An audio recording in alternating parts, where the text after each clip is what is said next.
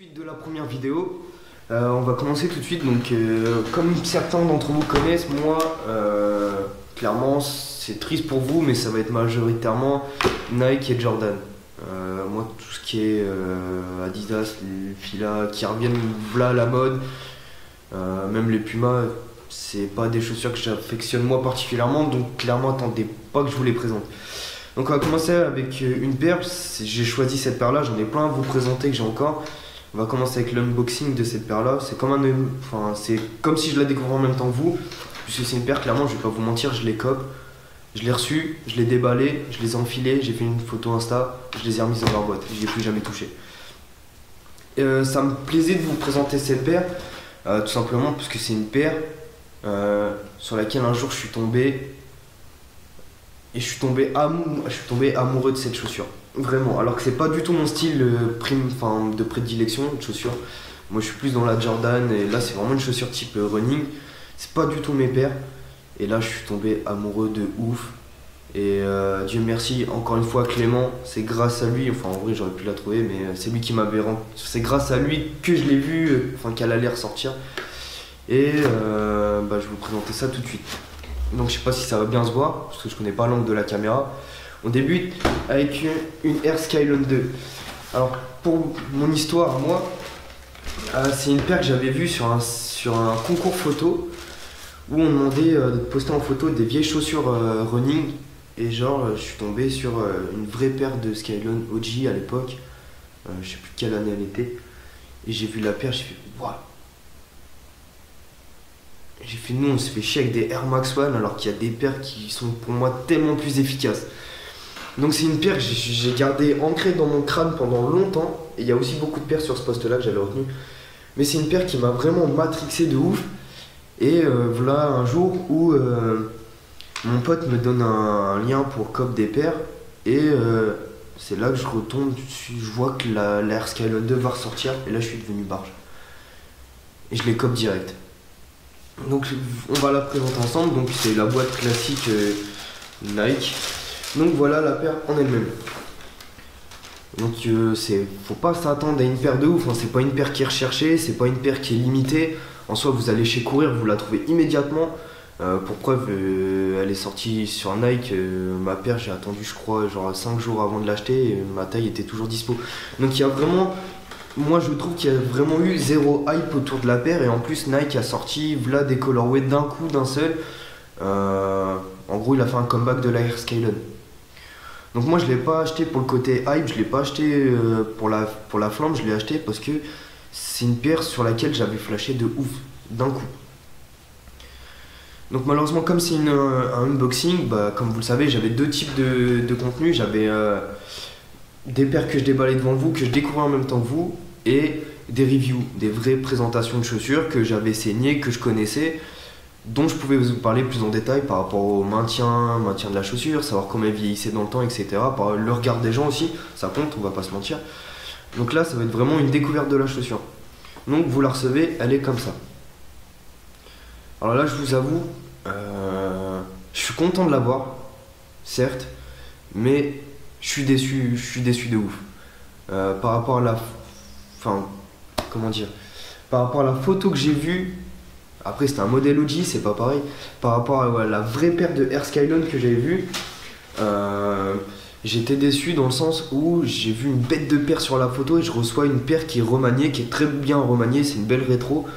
Mais c'est pas la vraie chaussure. La forme est pas tout à fait la même, la toe box est pour moi beaucoup moins bien réussie. Et ça m'a fait chier. C'est juste ça. Sinon, la paire en soi, il n'y a rien à dire. Je trouve le combo de couleurs vachement efficace. La paire est pas toute blanche, elle est vraiment beige. Enfin, elle est blanche cassée. Avec les petits accents mauve et le petit dégradé sur le côté. Perso, moi, je trouve ça vraiment efficace. C'est une paire qui doit pas être compliquée à porter. Et le fait qu'elle soit limite ton sur ton, enfin qu'elle soit blanche, quasiment full blanche ou full blanche crème, avec juste un pet de couleurs flashy, orange et mauve. Ou rose et mauve, je suis désolé, hein, je galère avec les couleurs, j'ai toujours eu des problèmes avec ça. Ça la met en valeur de ouf. Et c'était pour moi, de tous les colorways qu'ils ont sortis, le plus intéressant. Mais on n'est pas sur une Skylon à l'ancienne. C'est une belle reproduction, mais c'est pas la même. Donc ceux qui veulent la même paire qu'avant, vous allez avoir une belle réplique, mais vous avez une réplique. Vous n'avez pas la vraie d'époque. Donc c'est une très jolie paire, hein. Ça reste une très jolie paire, il n'y a rien à dire. Les matériaux sont cool. Vous avez une petite partie en nubuck, enfin toute la chaussure est en nubuck avec juste de la toile comme une Air Max ici, une semelle type Air Max. Vous avez un petit détail à l'intérieur, je sais pas si ça va bien se voir à la caméra. Donc la chaussure présente bien, on va pas se mentir, c'est pas moche. Elle est jolie, mais c'est pas la même qu'avant. Mais je suis pas déçu de l'avoir, bien au contraire, je suis vraiment content de l'avoir dans ma collection. Et pour dire, j'ai même pas envie de la porter parce que je suis tellement saucé de cette paire là que j'ai même pas envie de l'abîmer et de craindre de marcher dans la rue et qu'on me la démonte. Mais c'est une chouette paire. Après, là où j'ai un peu peur moi, ça serait où je me trompe peut-être. Et j'ai vu un pote à moi qui en a une aussi et qui l'a saigné et pour le moment ça va. Mais j'ai l'impression que les qualités de finition sont relativement cheap. Ça fait vraiment comme beaucoup de Nike récentes, malheureusement, désolé Nike, mais comme beaucoup de Nike récentes, ça fait un peu chaussure à la va-vite, ça fait un peu chaussure.